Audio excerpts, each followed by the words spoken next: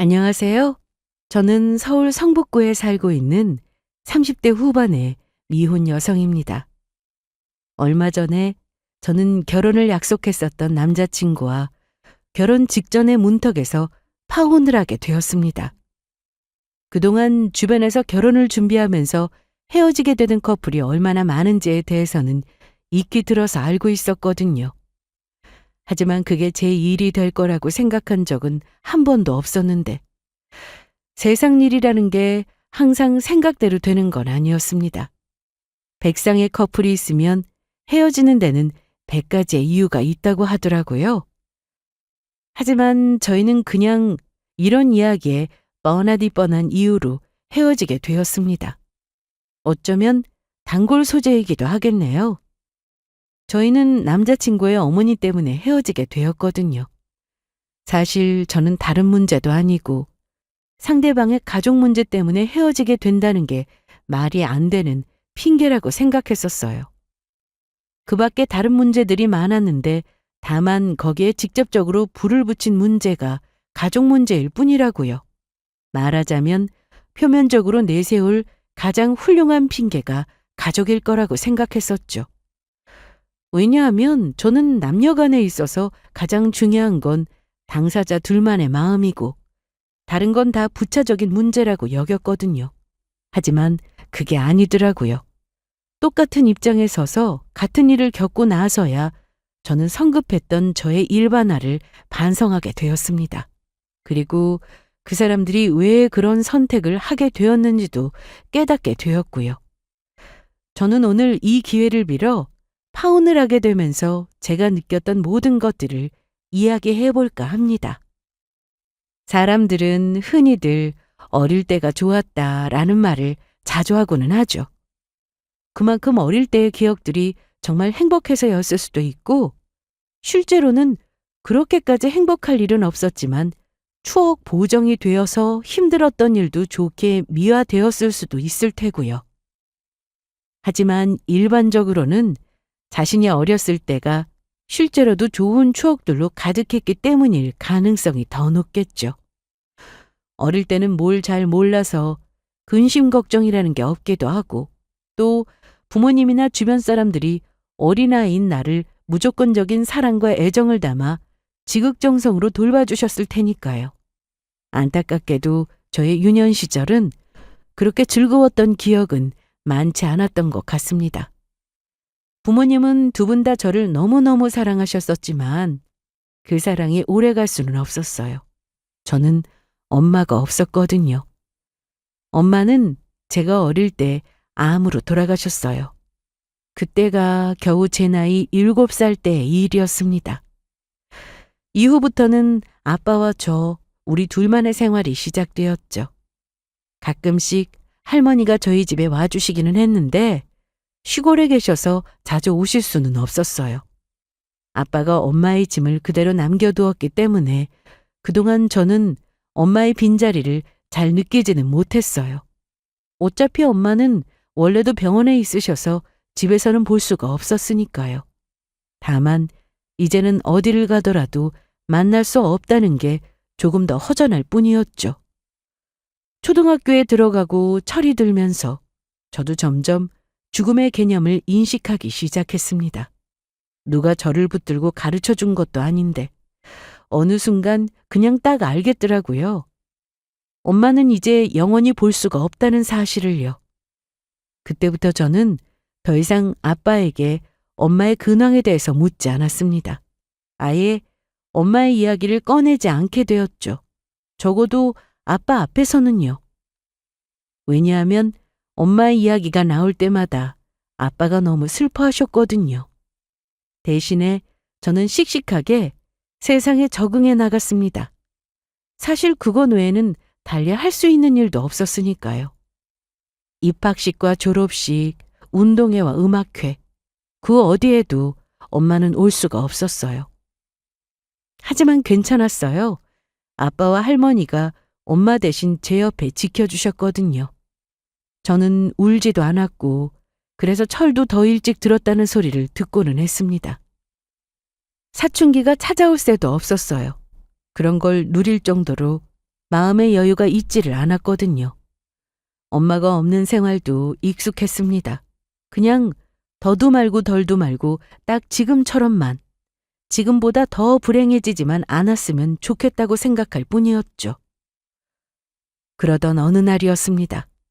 저의 18번째 생일을 며칠 앞둔 어느 가을, 그날은 하늘이 또 저의 간절한 소원을 들어주지 않았다는 사실을 알게 된 날이었어요. 학교에서 수업을 듣고 있는데 갑자기 찾아온 담임 선생님이 다급한 얼굴로 저를 복도로 불러내시더라고요. 아이고, 선아야, 어떡하니? 선생님, 왜 그러세요? 너 얼른 병원으로 가. 선생님이 지금 교문 앞으로 택시 불렀어. 바로 가주실 거야. 에? 병원이요? 방금 너희 할머니한테 전화 오셨는데 아버님이 위독하시다고 하셨어. 지금 응급실에 계신다고. 할머니가 이상한 소리를 했다고 하시더라고요. 저는 그 자리에 멍청하게 서서 그게 무슨 말도 안 되는 소리냐고 되물었습니다. 아빠가 위독하시다니 당장 오늘 아침만 해도 회사에 일을 하러 나가시는 아빠와 잘 다녀오라는 인사를 했는데 말이에요.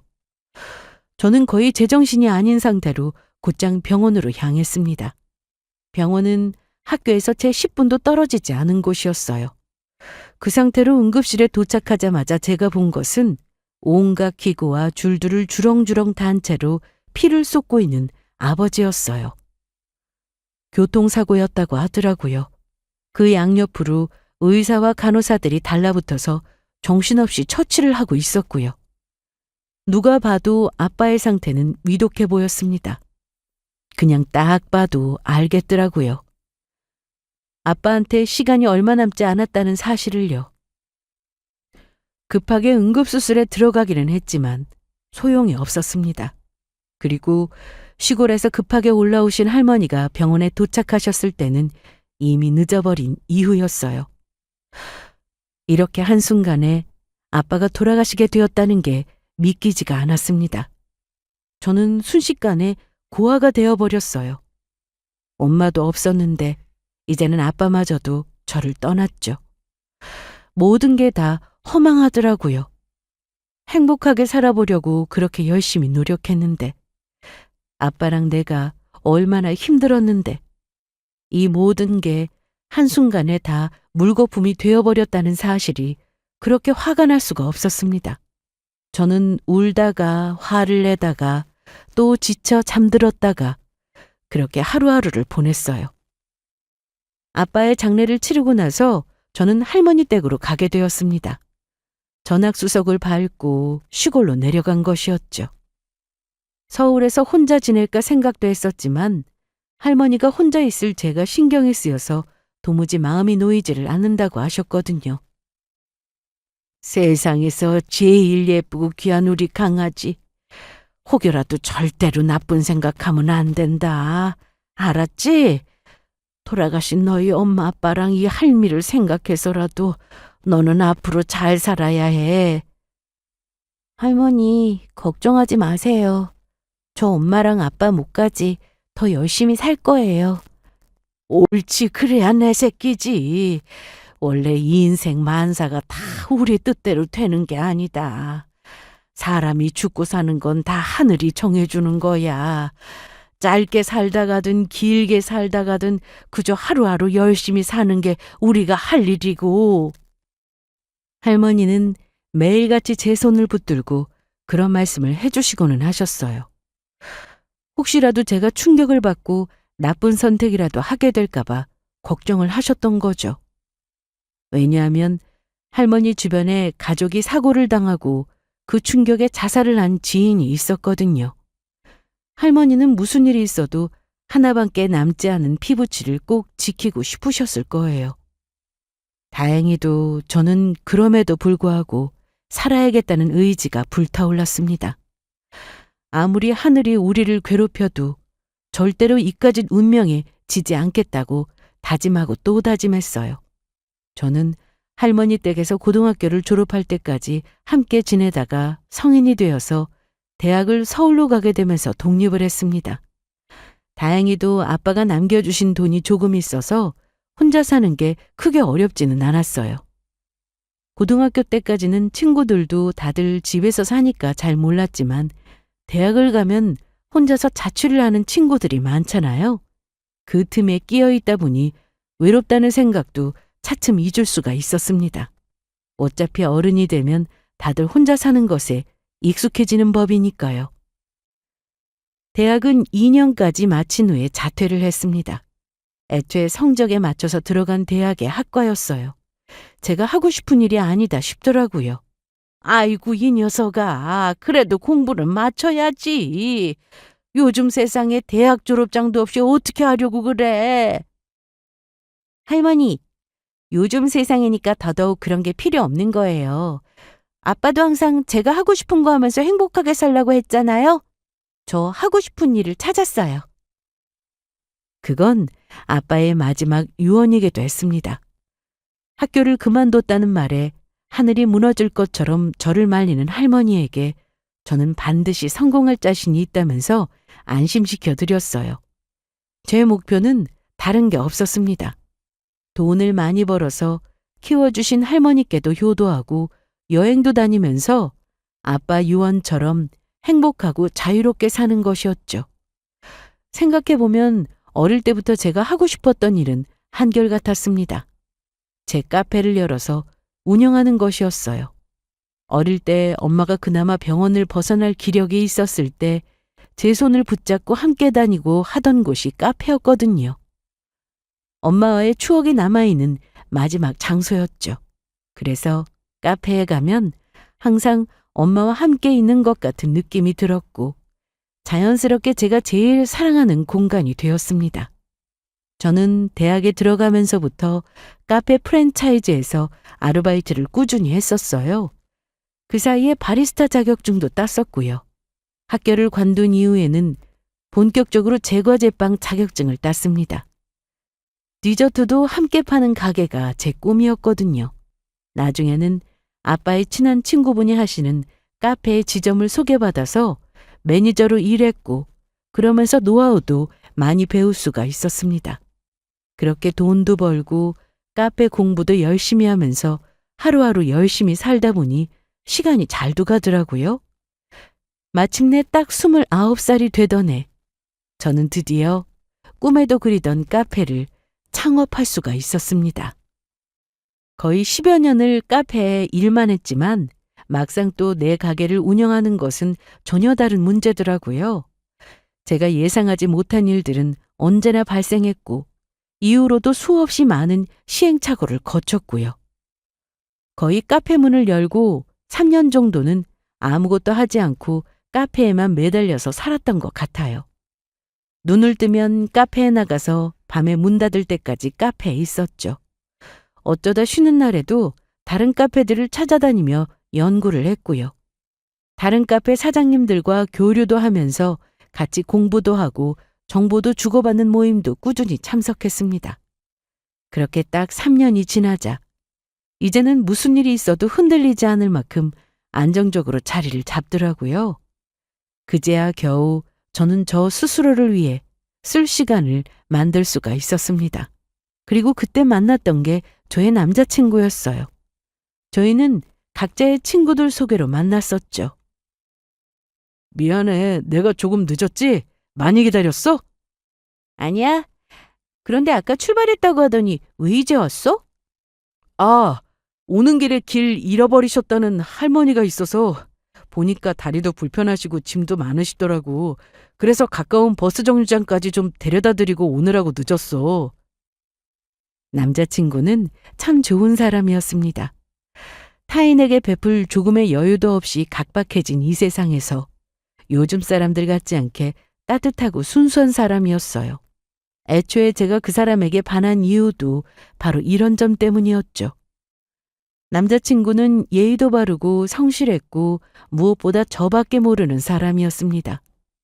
사귀는 동안 단 한 번도 제가 우선순위가 아니었던 적이 없었어요. 눈이 오면 눈이 와서, 비가 오면 비가 와서 저를 데리러 오는 게 당연한 사람이었죠. 여보세요? 자기야, 나야. 재밌게 놀고 있어? 언제 끝날 것 같아? 글쎄, 이제 슬슬 끝나가는 분위기긴 해. 아마 1시간 안에 끝날 것 같은데. 왜? 아, 그래? 알겠어. 그럼 나 지금 집에서 출발할 테니까 이따 끝나면 전화해. 근처에서 기다리고 있을게. 에? 아니야. 나 끝나고 택시 타고 가면 돼. 너무 늦었잖아. 자기는 내일 출근도 해야지. 그냥 먼저 자. 자기가 밖에 있는데 내가 어떻게 먼저 자. 밤늦게 택시 타는 것도 너무 불안하고 요즘 택시가 얼마나 위험한데 그냥 내가 데리러 가는 게 마음 편해. 알았지? 끝나면 전화해. 제가 친구를 만나러 다른 곳으로 놀러 가기라도 할 때면 그게 어디가 됐든 남자친구는 무조건 저를 데리러 오고는 했어요. 본인이 피곤한 것보다 차라리 마음이 편한 쪽이 낫다고 하면서요. 그런 남자친구를 볼 때마다 저는 가끔씩 이 사람이 내 애인이 아니라 거의 아빠나 엄마처럼 나를 챙겨준다는 느낌이 들 때가 있었습니다. 고마웠어요. 그리고 너무 좋았죠. 누군가 나를 이토록 걱정하고 좋아해주고 챙겨준다는 게 말이에요. 아, 이래서 가족이 되고 싶어 하는 거구나 싶더라고요. 지금도 이렇게까지 저에게 잘해주는 사람인데 결혼해서 가족이 된다면 얼마나 더 잘해줄까 하는 생각이 들었거든요. 남자친구는 저를 실망시켰던 적이 없었어요.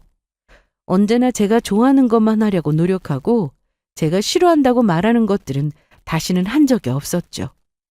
커플끼리 흔히들 한다는 사랑 다툼도 저희한테는 전혀 해당되지 않은 이야기였습니다. 서로 좋아하는 일을 해주기만 해도 시간이 아까울 지경이었는데 다툴 겨를이 어디 있겠어요?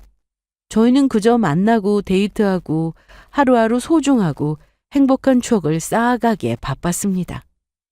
이 세상에 내 영혼의 반쪽이 있다면 아마도 이런 사람이었을까요? 저는 남자친구를 볼 때마다 그런 생각을 했어요. 시간은 쏜살같이 흘러갔고 어느덧 우리가 사귄 지도 벌써 4년이 되었습니다. 그리고 그날 남자친구는 저에게 프로포즈를 했어요. 결혼하고 싶다는 폭탄 선언이었죠.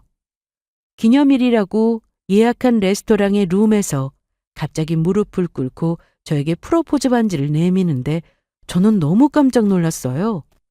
정말로 그날 그 자리에서 이런 걸 받을 거라고는 생각하지도 못했었거든요.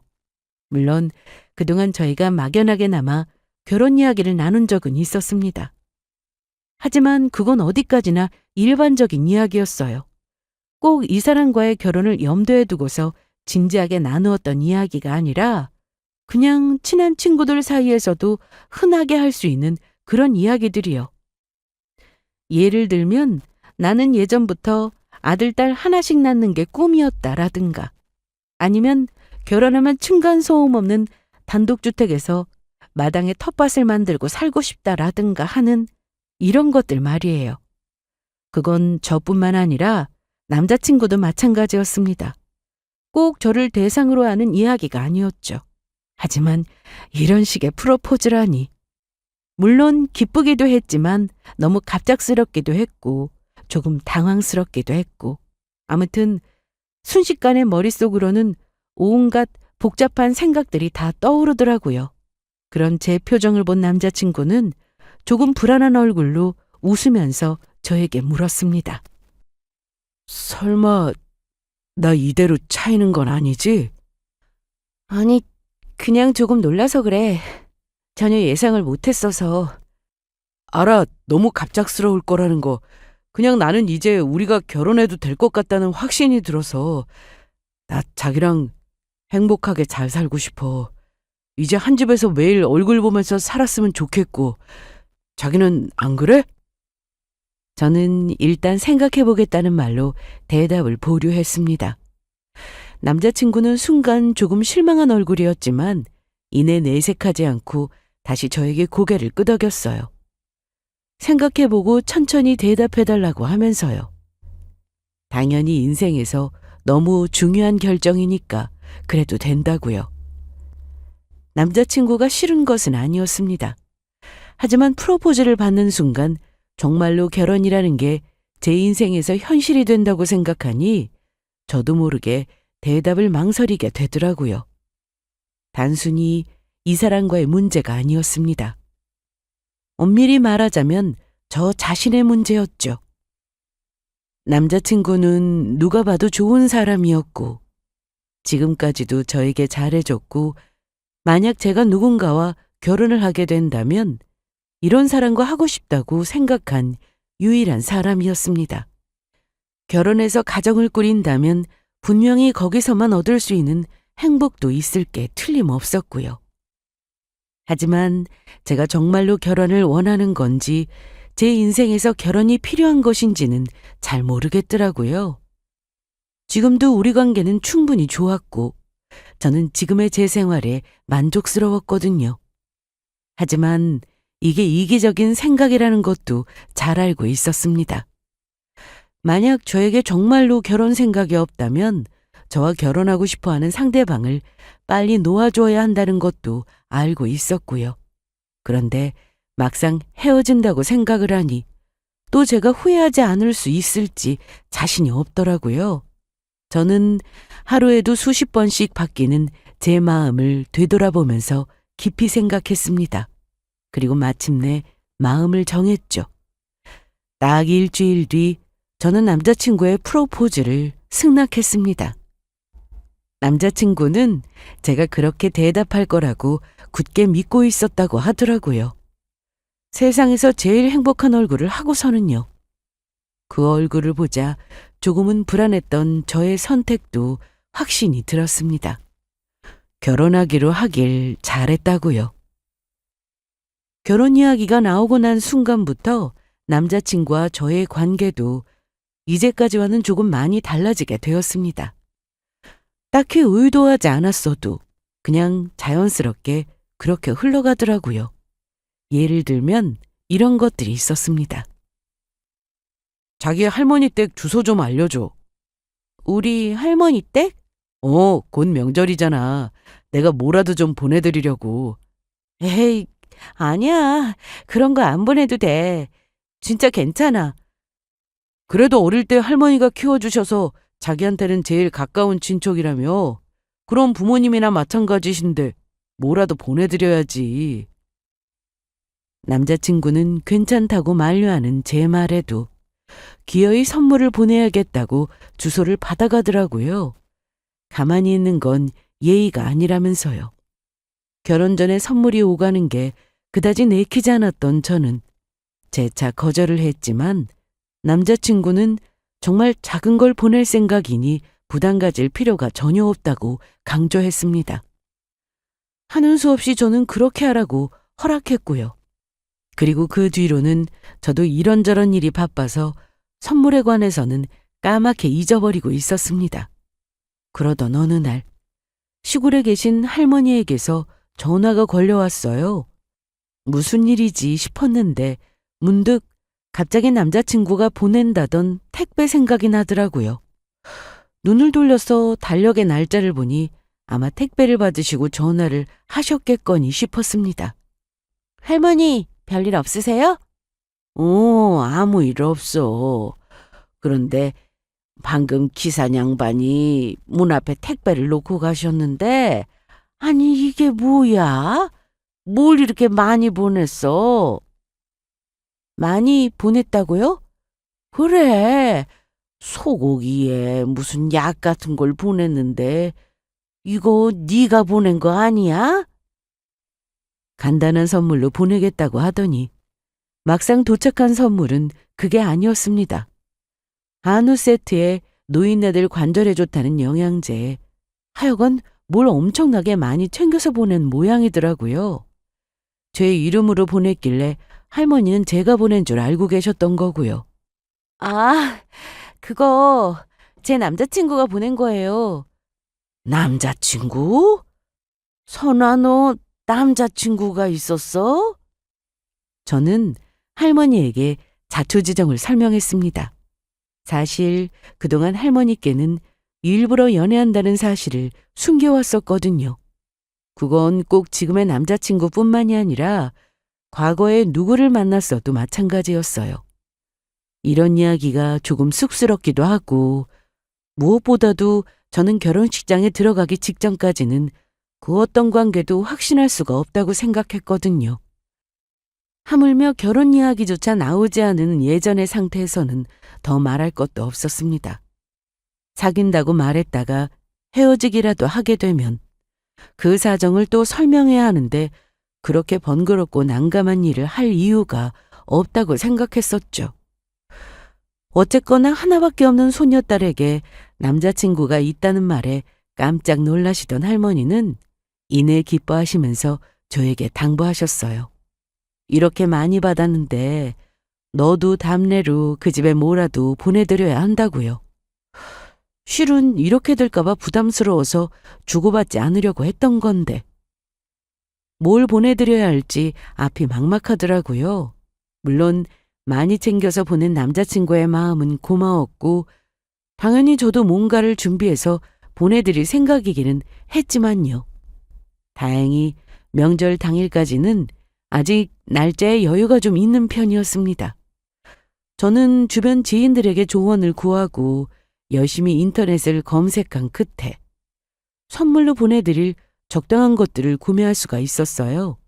제가 고른 것들은 비싼 전복과 갈치가 들어있는 해산물 세트와 예쁘게 포장한 육아와 전통차들이 들어있는 세트였습니다. 남자친구의 어머니가 해산물을 엄청 좋아하신다고 들었거든요. 똑같이 소고기를 보내드릴까 하다가 기왕이면 더 좋아하시는 게 입맛에 맞겠다 싶어서 그렇게 챙겨드렸죠. 명절이라 택배 배송이 많이 밀려서 그런지 저의 선물은 명절 바로 전날에 도착할 수가 있었습니다. 혹시라도 날짜를 맞추지 못할까 봐 조마조마했는데 다행이었죠. 택배를 받았다면서 미리 집에 내려가 있던 남자친구에게서 전화가 걸려오더라고요. 자기도 대충 보내라니까 뭘 이렇게 많이 보냈어. 아니야. 그래도 명절 전에 도착해서 다행이다. 나 배송 안 갈까 봐 얼마나 걱정했다고. 그냥 자기한테 들려서 보낼걸 하면서. 그나저나 보내드린 건 괜찮아? 어머님 마음에 드신대? 당연하지. 우리 어머니가 너무 좋아하시던데? 잠깐 있어봐. 지금 옆에서 바꿔달라고 하시네. 지금? 대뜸 바꿔달라고 하신다는 말을 남기고 사라진 남자친구 때문에 저는 몹시도 당황스러웠습니다. 아직 통화를 할 정도의 마음의 준비는 안 되어 있는 상태였는데 갑작스럽게 전화를 바꾼다니 당황스러웠죠. 하지만 뭐라도 말릴 새도 없이 핸드폰 너머에서는 약간 높은 톤의 중년 여성의 목소리가 나왔습니다. 여보세요? 나 동현이 엄마예요. 네, 안녕하세요. 어머님, 저는 장선아라고 합니다. 그래요, 선아씨. 이렇게 인사하게 됐네요. 너무 반가워요. 우리 집에 선아씨가 보낸 선물이 도착했는데 고맙다는 이야기하려고 내가 잠깐 바꿔달라고 했어요. 혹시 부담스러운 건 아니죠? 아니에요. 괜찮습니다. 선물은 어머님이 해산물을 좋아하신다고 해서 추천받아서 골라봤는데 마음에 드실지 모르겠어요. 어머, 내가 안 그래도 그 얘기 하려고. 어쩜 이렇게 센스까지 있어요? 그렇지 않아도 내가 전복이 먹고 싶었는데 다 너무 마음에 들어요. 전복도 엄청 싱싱하더라고. 갈치도 그렇고. 예비 시어머니는 몇 번을 거듭 반복해서 고맙다는 말씀을 하셨어요. 목소리만 들어봐도 제가 보내드린 선물들이 정말로 마음에 드신 눈치였습니다. 그제서야 마음이 조금 놓이더라고요.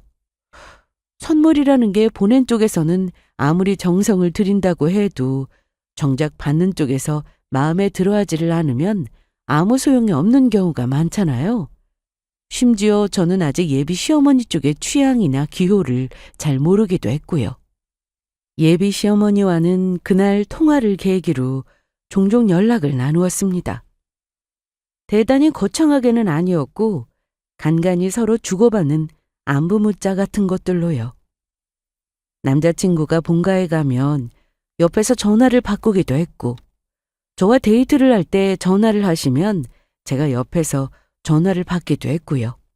예비 시어머니는 저와 만날 날을 고대하고 있겠다면서 조만간 보자고 말씀하셨어요.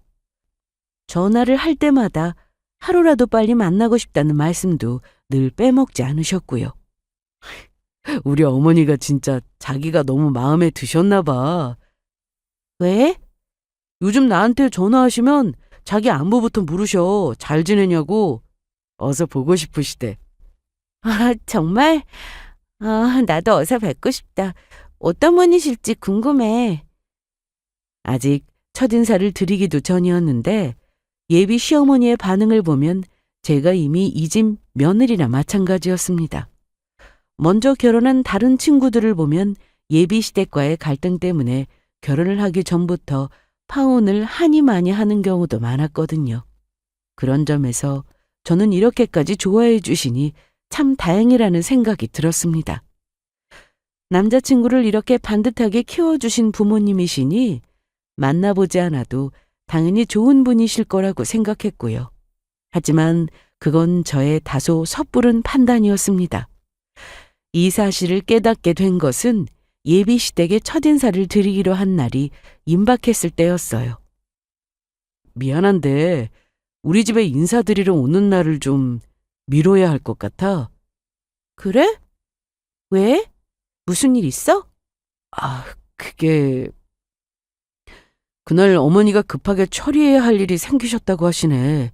미안하다고 조금만 미루자고 하시더라고. 그렇구나. 알겠어. 그럼 스케줄은 다시 잡지 뭐. 처음에는 남자친구가 예정일을 딱 일주일 앞두고 갑자기 날짜를 미루자고 하더라고요. 그때는 저도 그러려니 했어요. 갑자기 사람이 급한 일이 생길 수도 있는 게 당연했으니까요. 그때까지만 해도 저는 대충 한 2주 정도 미루면 되겠지라고 안일하게 생각했습니다. 하지만 2주가 지나고 3주가 지나도록 예비 시댁에서는 다시 보자는 말씀이 없으시더라고요. 그래서 저는 다시 물었죠. 우리 인사드리기로 한 거 언제 시간 되실 것 같아?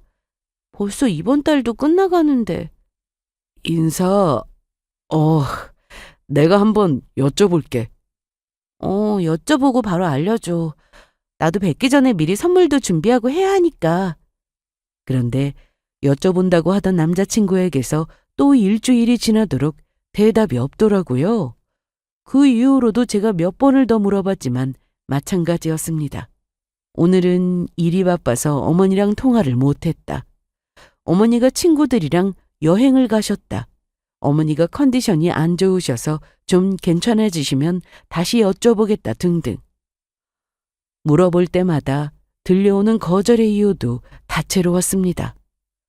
그제서야 저는 슬슬 이상하다는 생각이 들기 시작했어요. 이건 좀 아닌데 싶기도 했고요. 저는 마지막으로 남자친구에게 진지하게 물어보기로 했습니다. 자기 어머님한테 여쭤봤어? 아직 안 여쭤봤지? 혹시 나랑 결혼하기 싫은 거면 솔직하게 이야기해줘. 아니야, 무슨 소리야. 그게 아니면 이렇게까지 일정을 미룰 이유가 없잖아. 나 솔직히 이해가 안 돼서 그래. 누가 봐도 이상하지 않아? 벌써 처음 인사드리기로 했던 날짜가 2달이나 지났는데. 그러자 남자친구는 당혹스러운 얼굴로 어쩔 줄을 몰라 하더라고요. 맹세하는데 절대로 그런 게 아니라고 아주 펄쩍 뛰면서요. 그런데도 제가 계속 믿지 않자 나중에는 거의 울 것 같은 얼굴을 하고 있었습니다.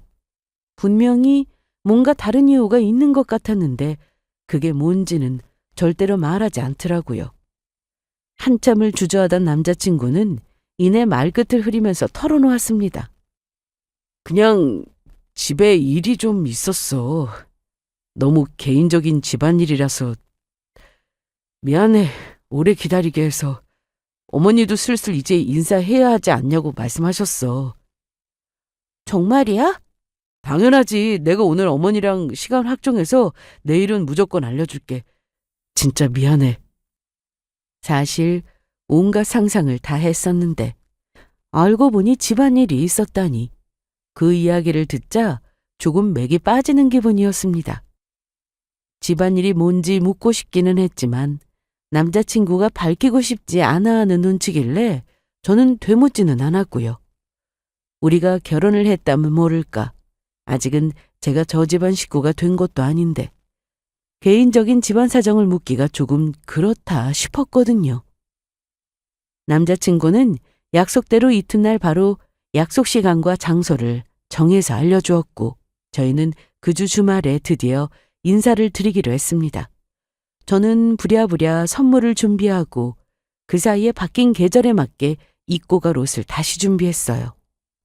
처음에는 예비시댁에서 만나기로 했었지만 막판에 위치를 바꿔 남자친구 본가 근처에는 유명한 한정식당으로 가게 되었죠.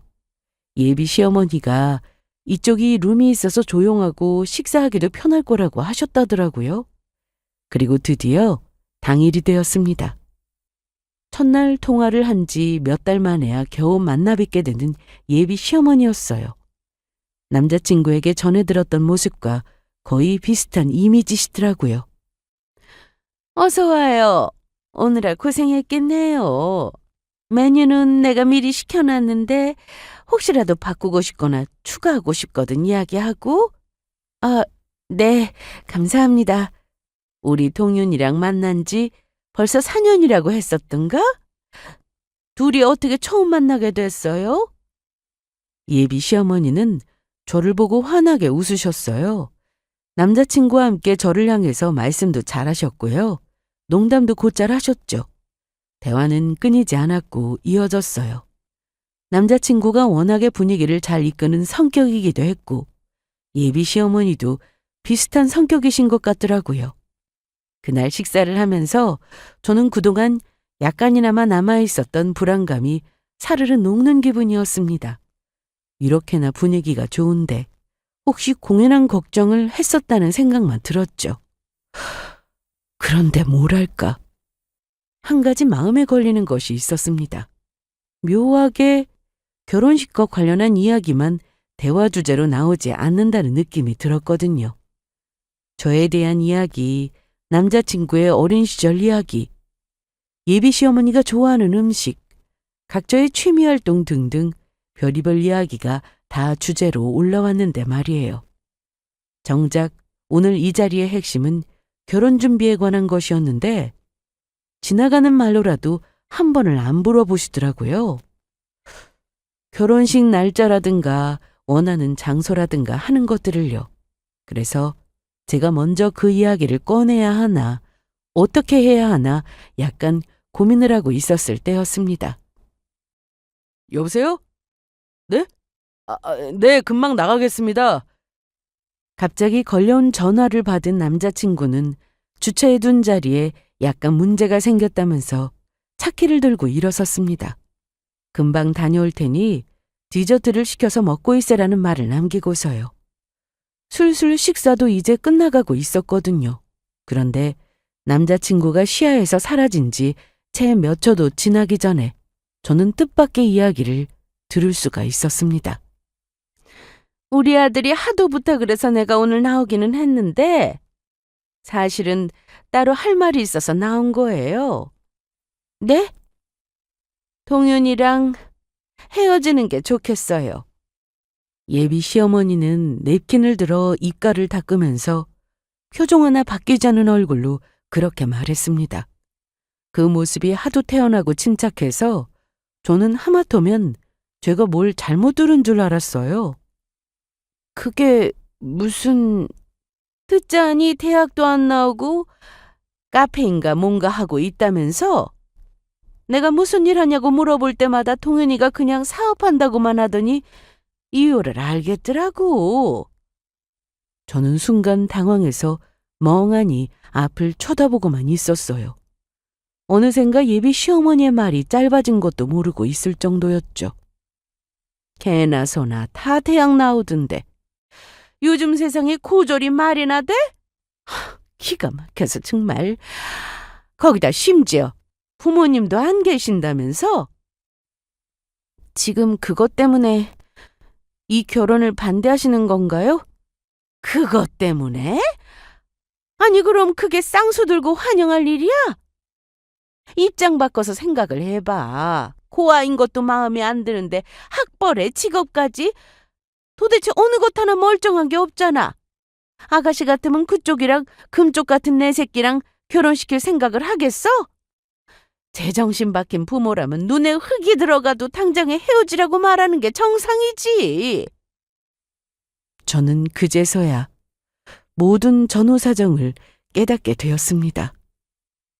집안일이라면서 계속 약속을 미루었던 게 사실은 이것 때문이었다는 것을요. 첫인사를 앞두고 저에 대해 알게 된 예비 시어머니가 미친 듯이 결혼을 반대했고, 그동안 남자친구는 그런 어머니를 설득하느라 바빴던 것이었죠. 물론 저도 상대 집안에서 제 조건이 마음에 들지 않을 수는 있다고 생각했습니다. 기왕이면 대학 나온 사람, 부모가 있는 사람, 그리고 훨씬 더 좋은 직장을 가진 사람을 원하는 게 사람 마음일 테니까요. 하지만 결혼에 있어서 그것보다 훨씬 더 중요한 것은 결혼할 당사자라고 생각했어요. 지금도 그 마음에는 변함이 없었고요. 저는 그 생각을 정리하고 차분하게 대답했어요. 무슨 말씀이신지는 알겠습니다. 그런데 저는 조건보다는 사람이 먼저라고 생각해서요. 동윤 씨랑은 서로 정말 좋아하고 있고 다른 건 중요한 문제가 아니라고 생각합니다. 그게 헤어져야 되는 이유라고 생각하지는 않고요. 뭐라고? 조건보다 사람이 중요해? 그건 조건이 좋은 쪽에서 할 말이지. 예비 시어머니는 제 대답이 전혀 마음에 들지 않았던 모양이었습니다. 아주 밥상을 엎을 것처럼 내리치면서 소리를 지르더라고요. 어디서 커피나 파는 주제에 팔자 한번 고쳐보려고 내 아들한테 들이대? 이 퍼러지반도 못한 꽃뱀 같은 년! 저는 순간 눈에서 불꽃이 튀었습니다. 방금 뭐라고 하셨어요? 커피나 파는 주제? 꽃뱀? 말이 사장이지 사장은 얼어 죽을. 커피 파는 거나 술 파는 거나 다 똑같은 물장사 아니야? 너 같은 것한테 주려고 내가 우리 아들 대학 학비 대가면서 지금껏 공부시킨 줄 알아? 주제를 알아야지. 커피만 문제야? 애는 엄마 머리 탐는다는데 애라도 나오면 너 같은 걸 닮아서 애가 얼마나 멍청하겠어? 와, 살면서 들어본 이야기 중에 제일 충격적인 이야기였습니다. 어느 누구도 제 앞에서 이렇게 무리한 인신공격을 내뱉은 사람이 없었거든요. 물장사니 뭐니 이렇게 천박한 이야기를 듣는 것도 생전 처음이었고요. 저는 더 이상 참을 수가 없었습니다.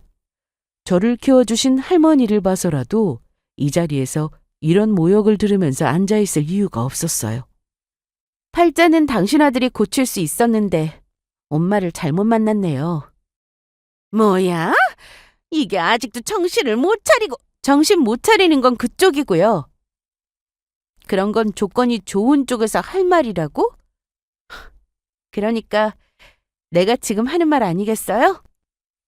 대학 졸업장 그까짓 게 뭔데요?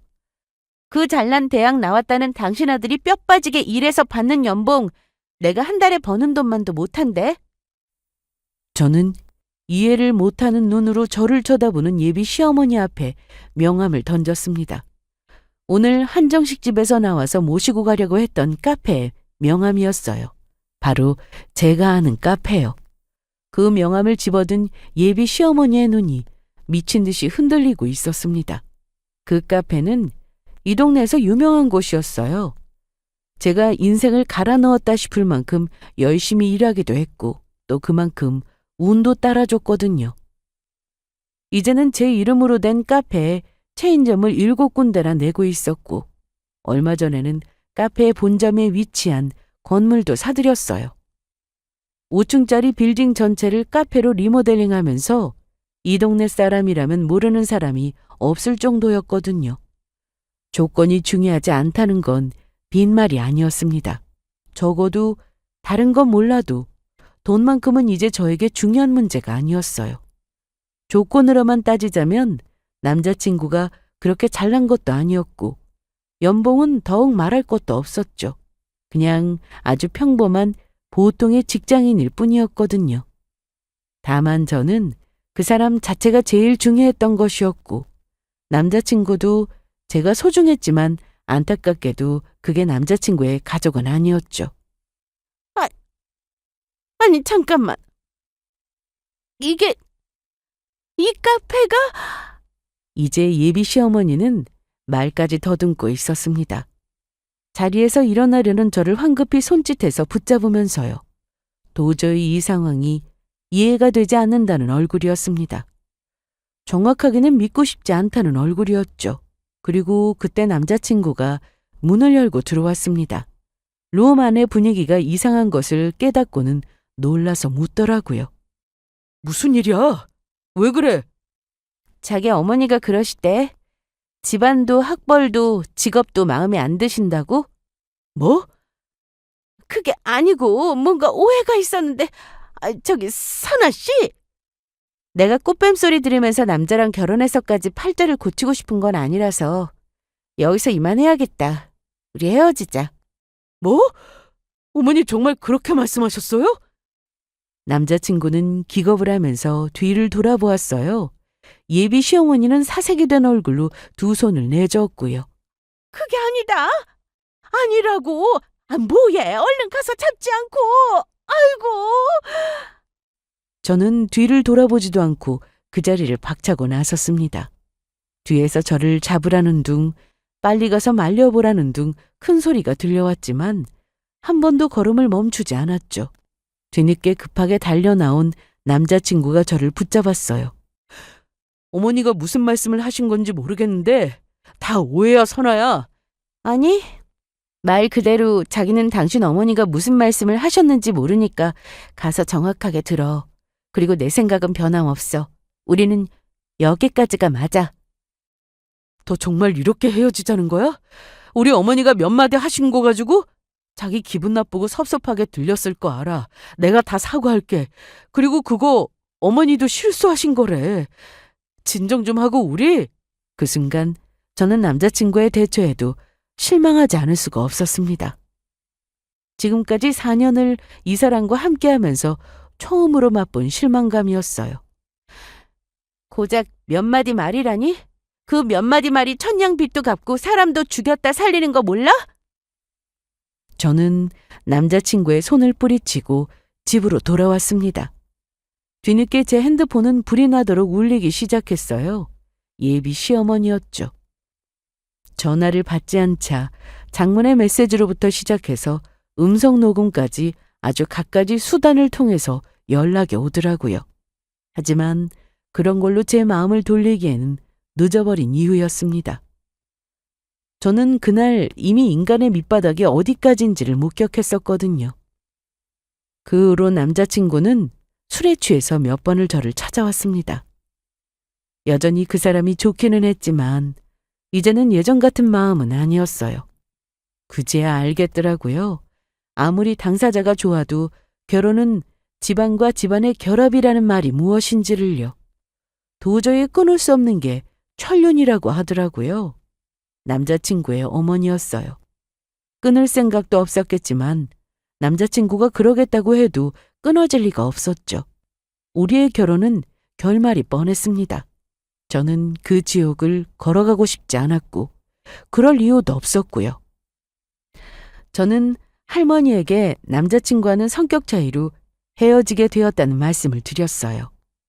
저희 집에 먼저 인사를 드리지 않았던 게 천만다행이다 싶더라고요. 할머니는 그저 제보를 어루만지시면서 더 좋은 사람이 나타날 거라고 너무 마음 쓰지 말라고 하셨어요. 하지만 저는 이제 다른 누군가를 만날 생각은 없었습니다. 대신에 저만을 위한 인생을 더 충실히 살아보기로 했죠. 요즘은 대학 졸업장을 따려고 수업을 듣고 있어요. 다른 누군가에게 보여주기 위해서가 아니라 따로 하고 싶은 일이 생겼거든요. 카페를 조금 더 잘 경영해보고 싶어서 영문학과 수업을 듣고 있어요. 카페를 잘 키워서 언젠가는 해외로 진출하겠다는 꿈을 가지게 되었거든요. 조만간 할머니를 모시고 여행이나 한번 다녀올까 합니다. 할머니가 건강하실 때 할 수 있는 최대한 많은 추억을 쌓아야겠다는 생각이 들었어요. 시간이 기다려주지 않는다는 걸 너무나 잘 알고 있었고요. 여기까지 들어주셔서 감사합니다.